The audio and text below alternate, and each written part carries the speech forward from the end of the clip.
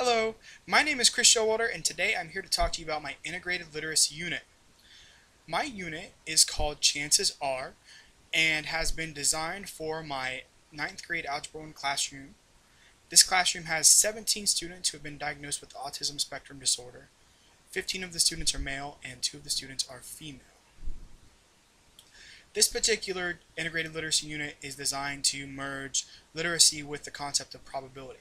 When I first thought about creating a unit to integrate literacy and mathematics together, the very first topic that came to mind was probability. This is simply just due to the nature of probability in mathematics. Probability requires a lot of reading, especially the word problems. So although a lot of students find probability confusing, this topic can help us describe random events within our own lives. So when I first created the unit, I went to the mathematics content standards, and 2 of them that stood out were the following. The first one was students should be able to use probabilities to make fair decisions, and students should be able to analyze decisions and strategies using probability concepts. Now, I don't know about you, but these are the 2 main ways in which I use probability in my adult life. I use them when I'm playing different games. So when I think about the practical use of probability in real life setting, I think about using the concepts of probabilities to make these predictions based off of probability and make a strategy based off of probability. So this unit is designed to provide students instruction in the area of mathematics as well as reading comprehension, because mathematics is the content area and students with autism typically struggle with reading comprehension. So merging these 2 things together seems to be very beneficial for these particular group of students. At the end of the unit, the students will be creating a game that should use a probability concept, and the students will have to do a write-up on this game explaining how probability works and what strategies typically work with their game. Now comes the question of, well, if I want these students to be able to make these predictions about probability, and I want them to create strategies based off of probability, and I want to also increase their reading comprehension, what instructional strategies can I use to meet all of these goals? So there are 2 goals or 2 strategies that I want to talk about to meet these 2 particular goals. And the first one is the DRTA, and the second one is graphic organizers. At the beginning of my unit, I want to present a lesson to my students involving the DRTA.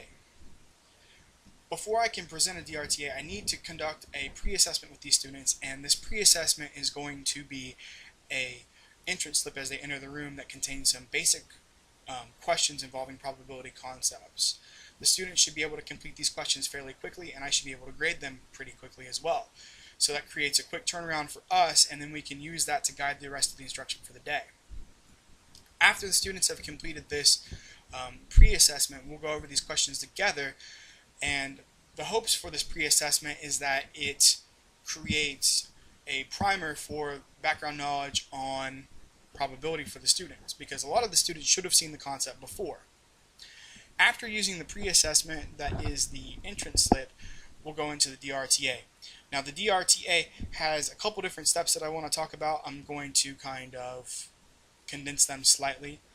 But the first step is to introduce the book to the students, and so for my lesson, I will be using the book Here's Looking at Euclid. Now this entire book doesn't talk about probability, but chapter 9 does. So the first thing that I would do would be to just show the cover to the students, and then read the cover aloud. It says, "Here's Looking at Euclid, a surprising excursion through the astonishing tale of the astonishing world of math." And I would ask the students to make predictions about what they think the book is about.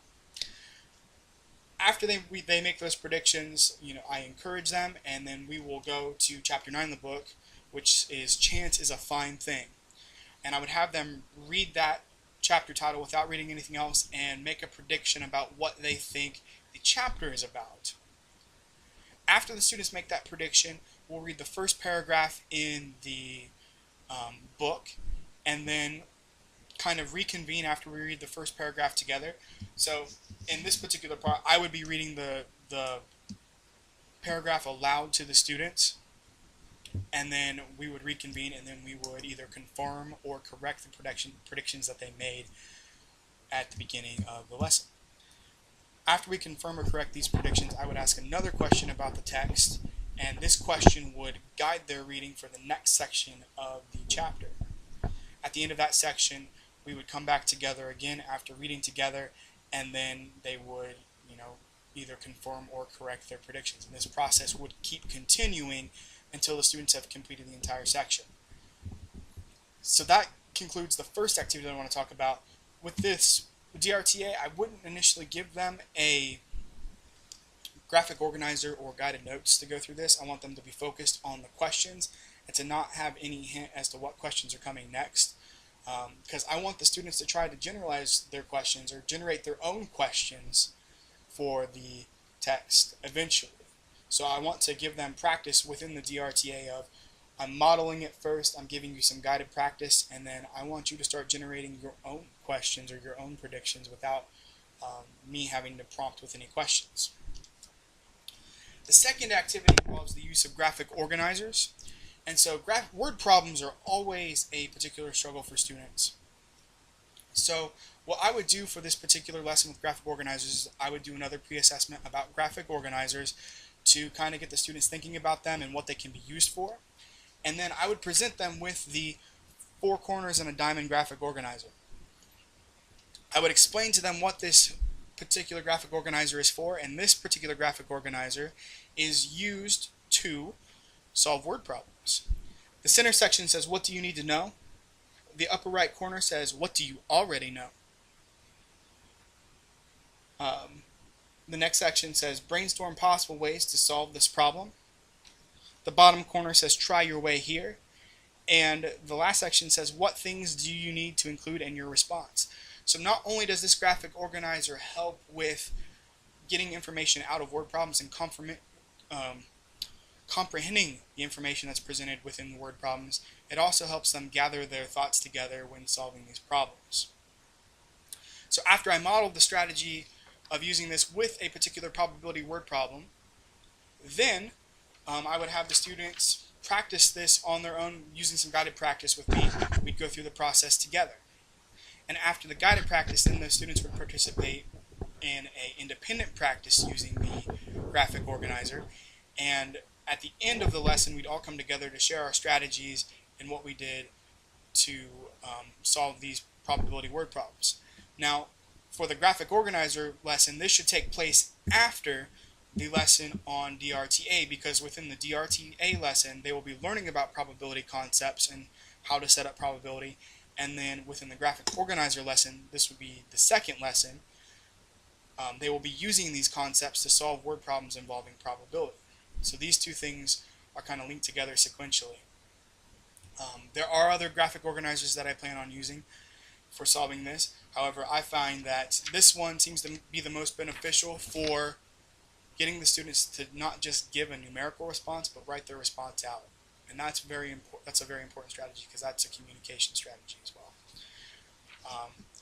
Is my goal that these two strategies help the students master their content with probability, so that they're able to make predictions based off of probability and analyze strategies and create their own strategies based off of probability. As I said, these are the beginning 2 lessons. The lessons will build from here so that the students will eventually be creating their own games using probability so that they can talk about effective strategies when using this particular concept. Additionally, things such as the graphic organizer and the DRTA are great for helping students gather their thoughts and write responses, as well as having them generate their own purpose for reading a particular text. And when the student's able to generate their own purpose, then they are more capable of comprehending the material that they're going to be reading. Additionally, the four diamond and or 4 corner and a diamond graphic organizer also serves as priming for background knowledge, because this reminds the students of everything that they need to be able to find while solving a word problem.